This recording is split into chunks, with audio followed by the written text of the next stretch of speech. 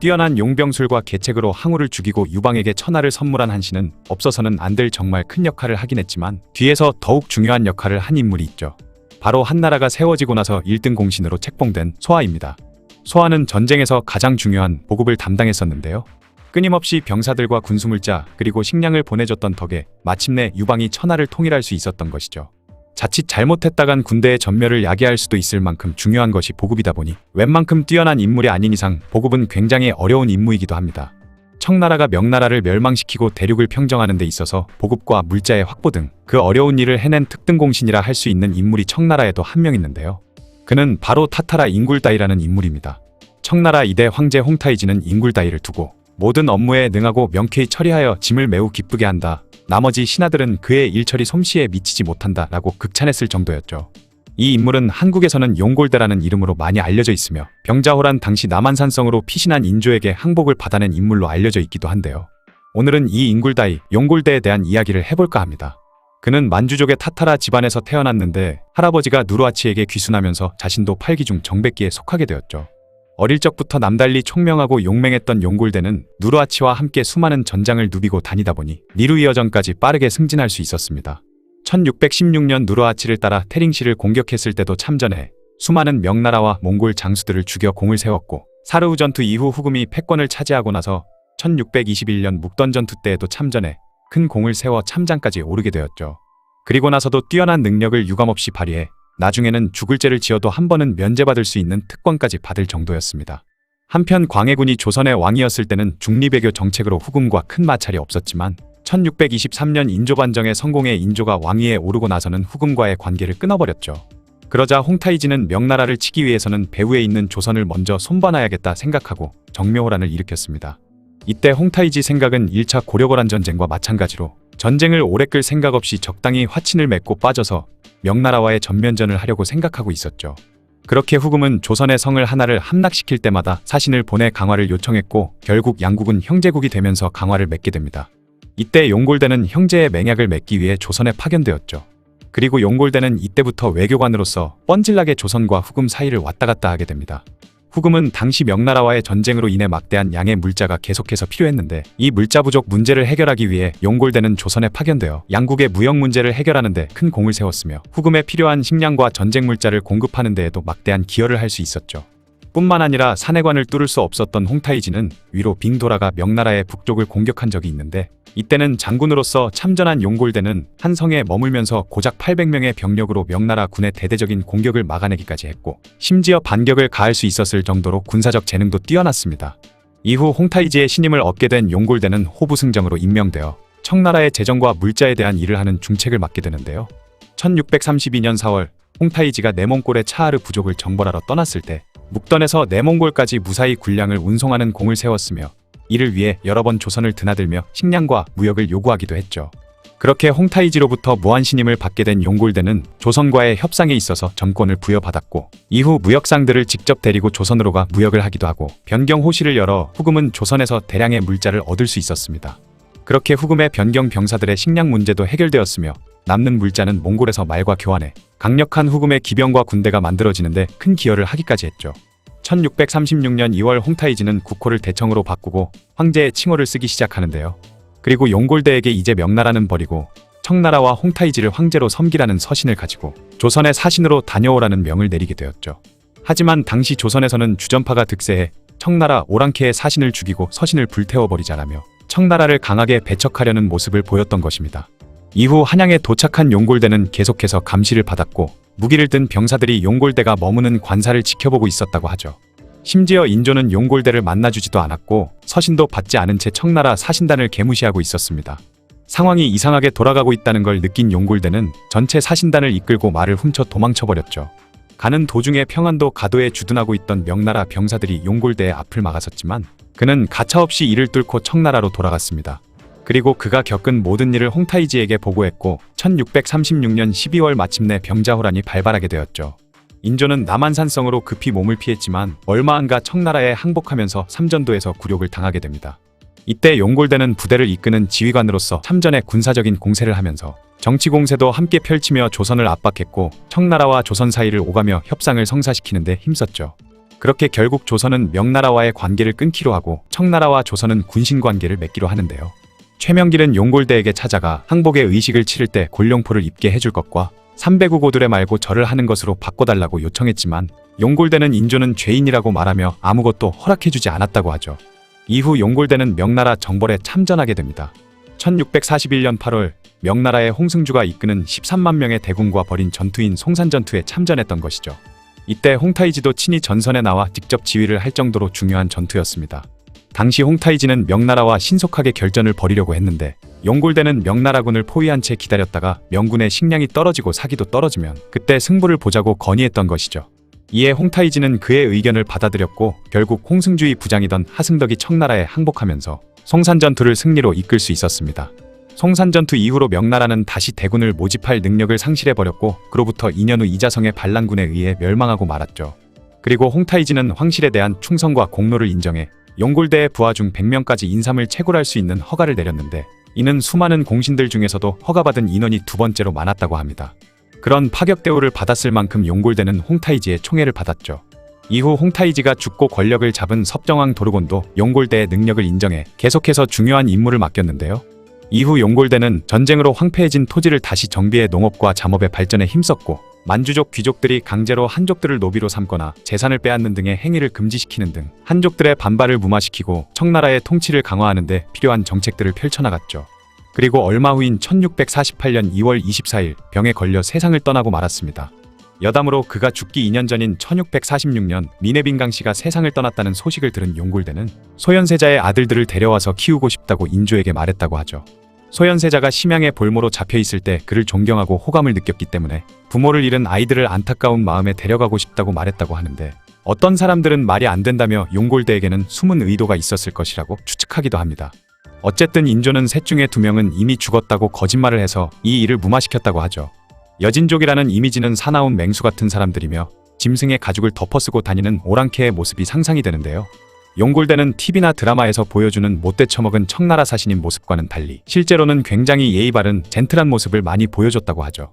심양에서 볼모로 지내던 소현세자와 강빈을 청나라 관리들이 개무시했을 때도 용골대는 예의를 갖춰서 소현세자를 대했고 김상원과 최명길을 신문할 때도 그들이 이치에 맞는 옳은 말을 하면 수긍하고 넘어가는 모습을 보이기도 했다고 합니다. 지금까지 군사, 정치, 외교 모든 면에 있어서 굉장한 능력을 보여준 청나라 건국의 1등 공신 용골대에 대한 이야기였습니다.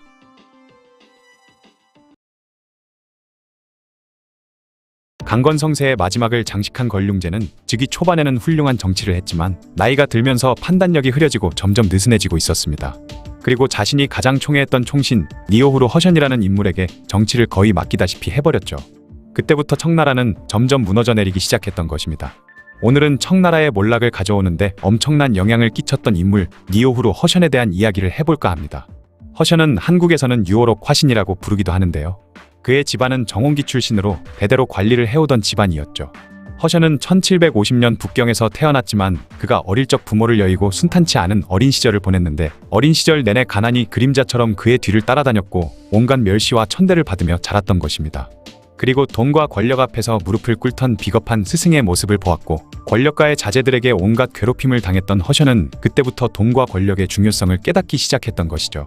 그렇게 그는 삶의 최고 목표를 돈과 권력에 두었습니다. 허션은 어릴 적부터 워낙 총명했으며 외모도 뛰어났고 능력도 출중했는데요. 그는 만주어와 한어, 몽골어, 티베트어까지 4가지 언어에 특출났을 뿐만 아니라 육아 경전에도 통달했으며 아부하는 능력도 뛰어났죠.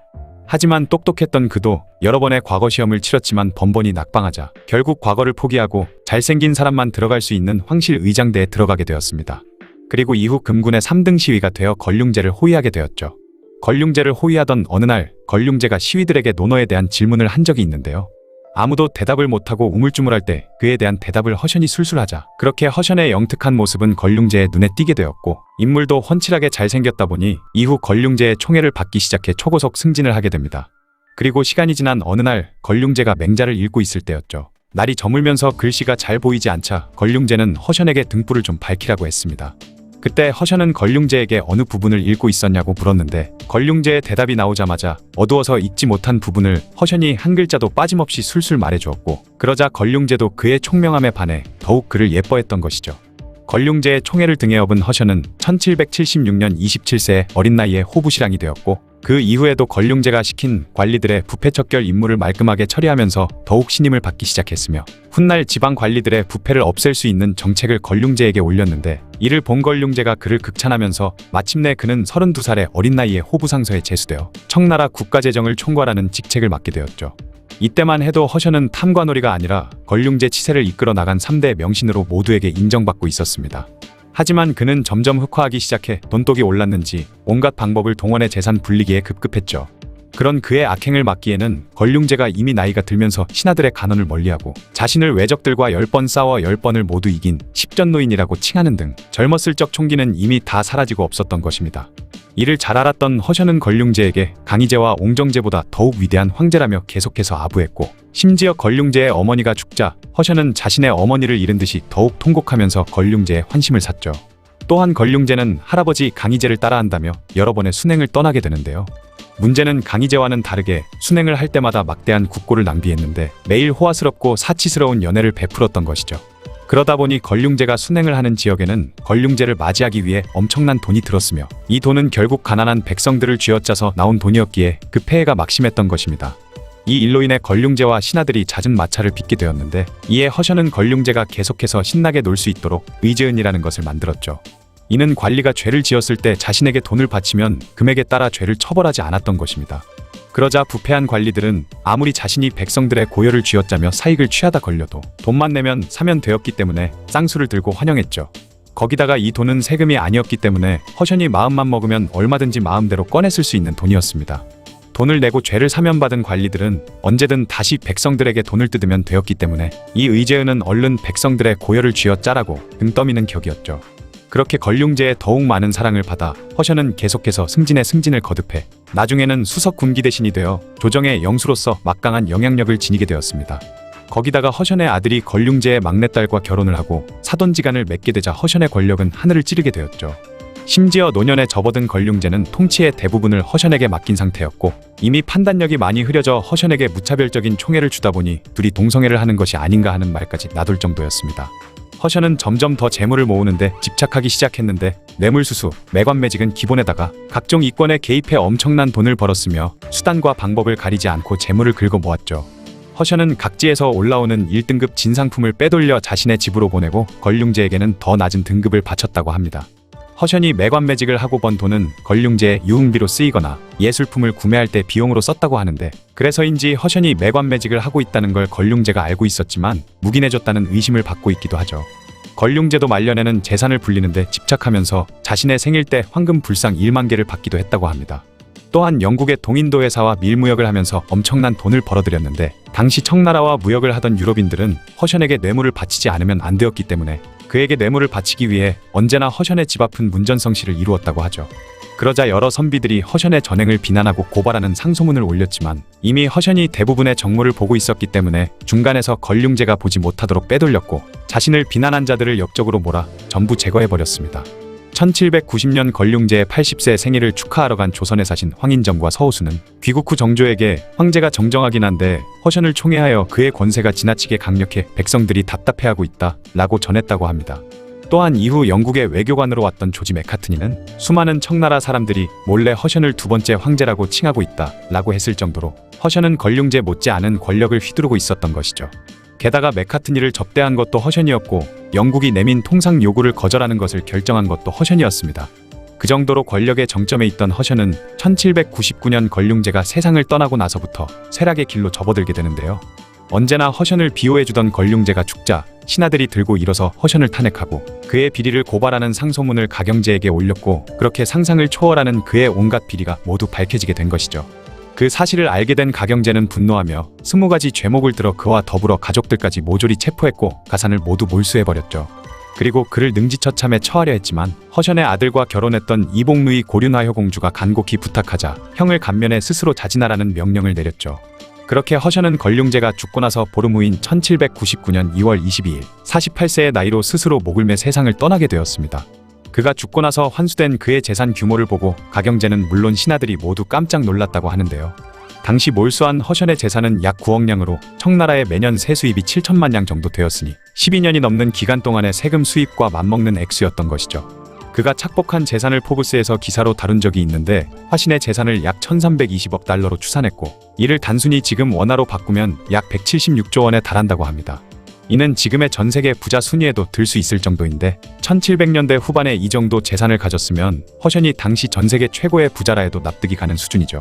어쨌든 그의 몰수한 재산을 가경제가 내탕금으로 쓰자 많은 사람들이 허션이 죽으니 가경제의 배가 부르다 라며 이를 비꼬았다고 합니다.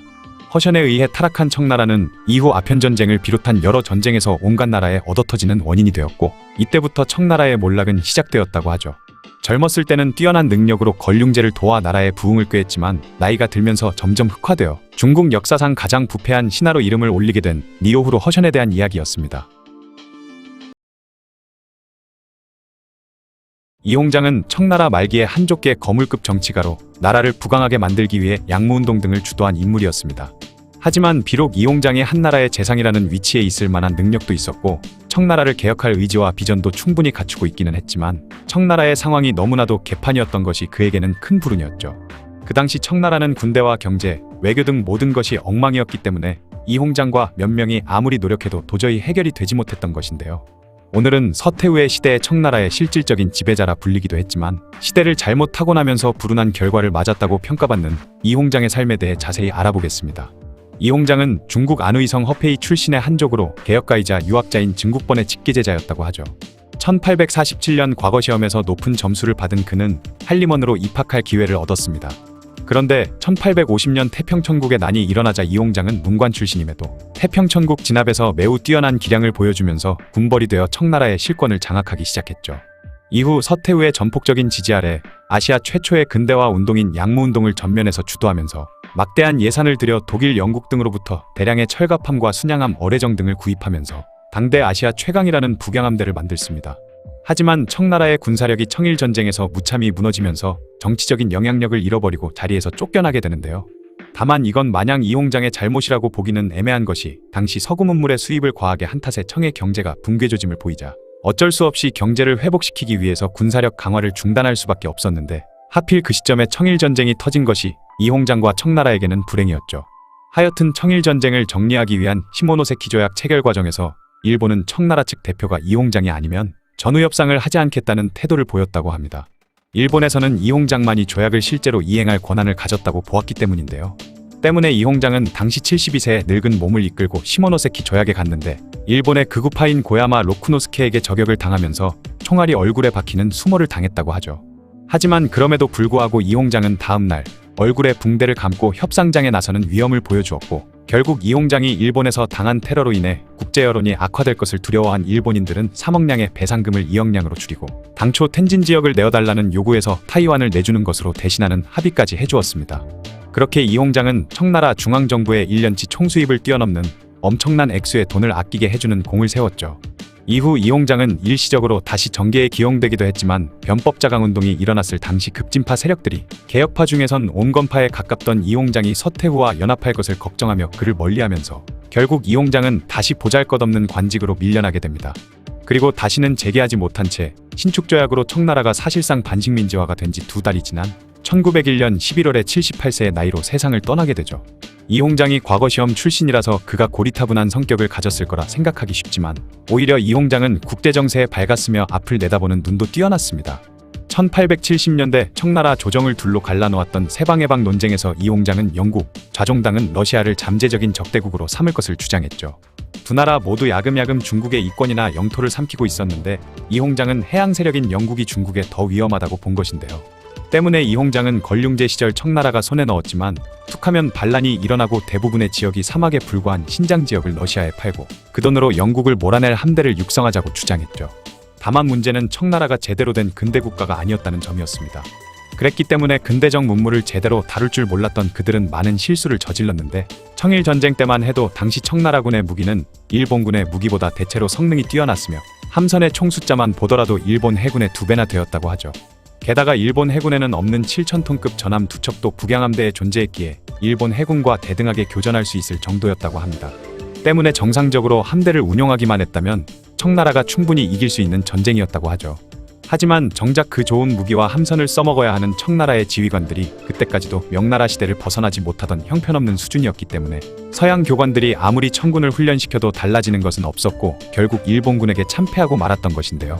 그렇게 청나라가 청일전쟁에서 재기불능의 치명적인 타격을 받으면서 이홍장 또한 책임을 지고 일선에서 물러나게 됐지만, 만약 청나라가 이 전쟁에서 승리하기만 했다면 그가 청나라를 일으켜 세운 위인으로 대접받았을 거라 주장하는 사람들도 있습니다. 다만 이건 요즘에 와서야 나오기 시작한 평가고, 20세기 중반까지만 해도 중국에서 이홍장에 대한 평가는 굉장히 좋지 않았죠. 최대한 좋게 봐도 나라를 말아먹은 무능한 정치인, 좀 심하게 말하면 외세와 내통하며 나라를 배신한 매국노라 보기도 했습니다. 하지만 과거 이홍장이 벌였던 양무운동이 체제를 바꾸지 않고 경제를 발전시킨다는 현재의 중국 공산당 정권 정책과 맞아떨어진다고 생각했는지 1980년대부터 이홍장에 대한 대륙의 평가는 계속 올라가기 시작했죠. 그리고 이홍장이 살아있을 당시에는 청나라 내에서 나름 개혁의지가 있던 실권자로 서구권에서도 꽤 유명했는지 그가 여러 유명한 인물들과 만남을 가졌다는 기록들이 많은데요. 이홍장은 미국 대통령을 지낸 율리시스 그랜트와도 만났는데, 그랜트는 이홍장을 글래드스턴이나 비스마르크와 동급으로 높이 평가하기도 했죠. 1896년에는 이홍장이 오토 폰 비스마르크와 직접 만나기도 했습니다. 일반적으로 중국인의 키는 남쪽 지역으로 내려갈수록 작아지는 경향이 있으며, 북방계가 많은 요동 쪽이나 북중국이 키가 더 큰 것은 중국 내에도 알려진 상식입니다. 그런데 이홍장은 남중국인 안우이성 출신임에도 당시에 180cm 이상의 키를 가졌다고 전해질 만큼 남다른 체격을 가지고 있었죠. 때문에 비스마르크와 나란히 서 있을 때도 키가 193cm인 그와 큰 차이가 나지 않았다고 합니다. 같은 시기 이홍장과 친분이 있었던 미국인인 찰스 다니엘 테니의 회고에서도 이홍장은 190cm 정도의 장신이었다는 증언이 있으며, 영국 귀족과 찍은 다른 사진을 봐도 그는 당대 서양인에 비해 전혀 체구가 왜소하지 않았다고 하네요. 이런저런 증언들과 사진들로 종합해 봤을 때 이홍장의 신장은 180cm대 후반에서 190cm 정도로 추정됩니다. 더욱 놀라운 점은 이홍장이 40살이 넘은 나이에 뒤늦게 공부한 영어를 마스터해서 비스마르크와 통역 없는 대화가 가능했다는 점이죠. 그리고 청일전쟁 이후 시모노세키에서 이토 히로부미와 협상할 때도 두 사람 모두 영어에 능했기 때문에 통역 없이 직접 협상을 할 수 있었다고 합니다. 영국과 미국을 방문했을 때 여객선에서는 그 나라의 서민들과도 거리낌 없이 대화를 했다고도 하죠. 당시 이홍장은 조선과도 밀접한 관련이 있었던 만큼 조선 사람들도 많이 만나봤는데, 그 중에는 흥선대원군도 있었다고 합니다. 다만 흥선대원군과 이홍장이 대등한 입장에서 만난 것은 아니고, 흥선대원군이 청나라에 납치되었을 때 이홍장이 반란의 우두머리인 흥선대원군을 신문하는 입장이었다고 하죠. 그럼에도 이홍장은 흥선대원군을 높이 평가하기도 했는데, 1882년 이모군란 직후에는 그의 성품이 간교하고 포악하다고 평가했다가 1884년 올린 보고서에서는 조선인들은 모두 문약하나 이하응은 효웅이다. 그의 재능은 누구도 따를 수 없다고 호평하기도 했습니다. 이홍장은 조선에도 꽤 많은 영향을 끼친 사람으로, 운요 사건 이후 조선이 일본의 무력 시위에 당황해 청나라 조정의 의견을 물었을 때 이홍장은 조선의 일본과 통상조약을 맺을 것을 권고하면서도 일본이 종주국인 청나라를 대신해 조선의 주도권을 행사할까봐 미국을 비롯한 서양 열강과의 통상조약까지 주선했죠. 일부 청나라 관리들이 속국인 조선을 아예 병합해 성을 설치하자고 주장했지만 이홍장은 비현실적이라며 그들의 의견을 물리쳤습니다. 당시 청나라의 국력으로도 조선의 병합은 어차피 불가능한 일이었지만, 이는 이홍장이 정치적으로도 조선을 별개의 나라로 인식했다는 것을 보여주죠. 즉 이홍장은 조선을 무리하게 병합하기보다는 기존의 속국 형태로 유지시키고 청나라의 영향력을 확대하는 선에서 끝내는 것이 청나라에게도 더 이득이라고 판단한 것입니다.